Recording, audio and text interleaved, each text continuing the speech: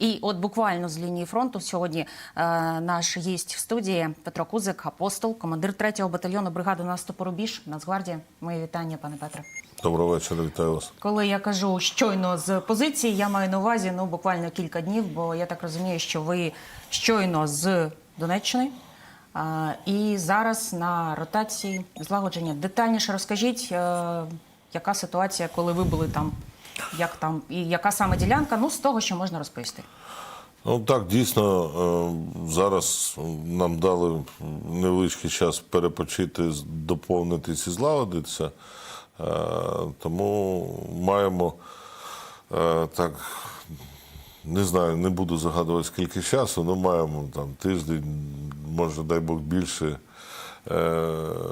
налагодити зараз, попрацювати з поповненням, злагодитись, щоб вони звикли до роботи батальйону, бо дуже динамічна робота. Працювали ми під Бахмутом 4 місяці. Ротаційний період був, все планово, все начебто гаразд. Єдине, що у нас кожна ротація якась така, чи це, я не знаю, чи це доля підрозділу, чи ми попадаємо, таке то Рубіжне, то Сєвєродонецьк, то там пекельні бої під Горлівкою, то там Бахмут взимку. А для піхоти зимова ротація – це одні з найважчих випробувань, навіть без штурмових дій, там просто заходили, на жаль, не можу говорити яку ділянку, тому що ситуація не до кінця там стабільна. Саме на непросту ділянку, тому що на цій ділянці ворог напирав дуже нахабно, зосередив дуже велику кількість бронетехніки. Наше завдання було стабілізувати рух, його зупинити, і по можливості відкинути назад. Я так вам скажу, що от зразу зайшовши на позиції, буквально в перші дні ми отримали серйозний удар такий. На наші позиції пішов танковий штурм. Я вперше тоді побачив, коли на одну з позицій, яку обороняють 10 піхотинців, виїхало 14 танків. Я такої концентрації техніки давно не пам'ятаю. Запекли. Добу бій тривав, серйозний був бій. Вдалося тоді знищити 5 танків ворожих. І коли вже ми добирались до половини, це вже майже добу. От воно почалося з 4 ранку, і там до весь світловий день ми йшли бойові дії, і вже там, коли стемніло, вони, коли зрозуміли, що пристрілялись наші протитанкісти, вони розвернулися і відступили. І тоді, на жаль, теж ми понесли втрати. У нас і один з протитанкістів загинув, подали його на відзнаку, тому що він вразив перший танк з нашої Стугни. Танки помітили його позицію, розвернулись, почали, він під вогненим танком намагався ще один вистріл зробити, але він попав під ворожий ціль. На жаль, він загинув, батько, а з ним ще поруч були його сини. Така трошки ситуація. І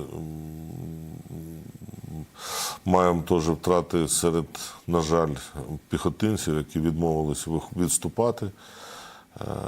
І просто така кількість танків було, що засобів, не було достатньо засобів накрити їх всі разом. Вибивали по одному. Я той бій на все життя запам'ятав. Але відбились, піхоту знищили, і десант, який вони скидували, знищили. І потім через декілька днів знову почався танковий штурм, вже десь 10 танків почало штурмувати. Там ми вже розуміли, що це таке.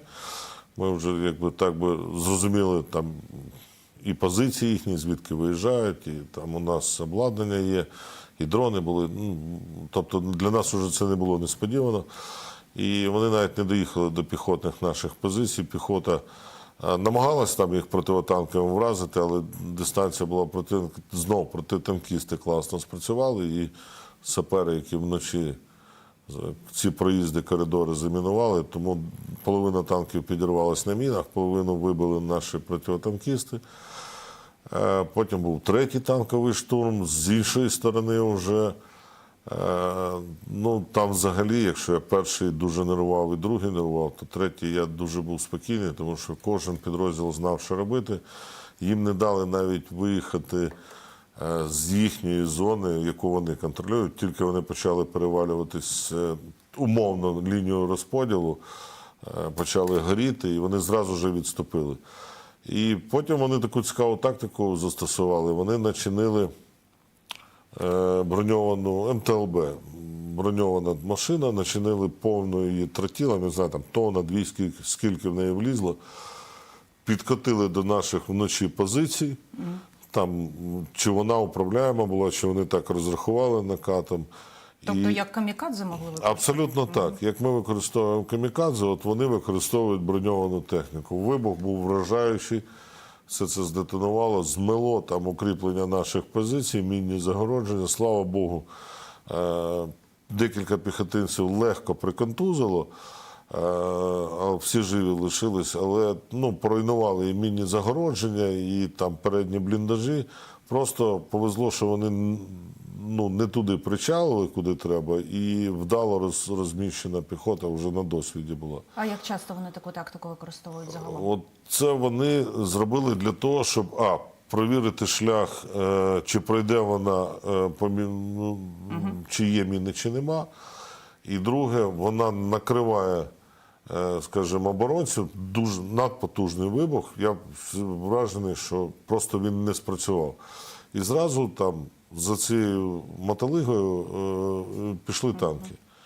І, відповідно, вони в чому прорахувались? Тому що неймовірна вдача оператора цієї мотолиги, який пройшов буквально там в декілька метрів від тих мін, які залишилися ще, і просто повезло. Якби попередні бої, детонація танків, серйозні артвраження, там дещо розмінували. І якби вони цим коридором пройшли. І вони подумали, що цей коридор можна ним проходити.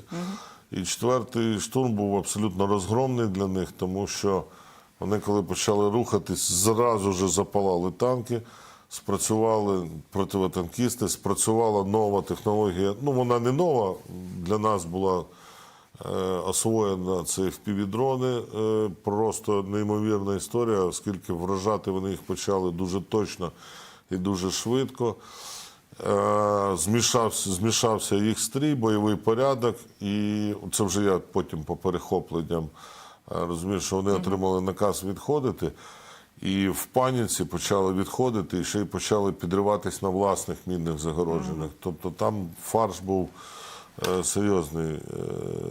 Достойно відпрацювали. Потім висновки вони зробили, що танки не пройдуть. Танки, Тобто 4 спроби знадобилося, щоб, власне, зупинитись? Було десь, ми вже не рахували, скільки тих піхотних штурмів було, вони просто всі були знищені. Але я хотів би відмітити, раз маю можливість у вас, Звісно. дякую вам за запрошення, був один нюанс, коли накопичення ворога, їм вдалося це зробити через посадки і так далі. Як правило, ми їх виявляємо і знищуємо на підходах, а відбулося накопичення в певній посадці, яка так напряму втикалась в наші позиції. І вони пішли на штурм, і є відео бою. Я з'ясую у командування, чи можна його опублічувати, чи ні. Але де наших 2 розвідника прийняло бій з 12 штурмовиками. Як результат, один полонений представник контори «Шторм-З», купу знищених і поранених окупантів. Це комплексна робота, спрацювала там і друга лінія наша, і РВП, і відсікали, і крупнокаліберні кулемети, вже коли була дистанція, збільшилась між нашими і ворогом, вони їх там Але прийняти бій двом людям, розклали. ну, це вражає, правда? Да, і вони його, ну, десь хвилин 30 вони так ганяли їх, змусили відступити на невигідні для них, де і були вони накриті вже крупнокаліберними кулеметами. Там такий був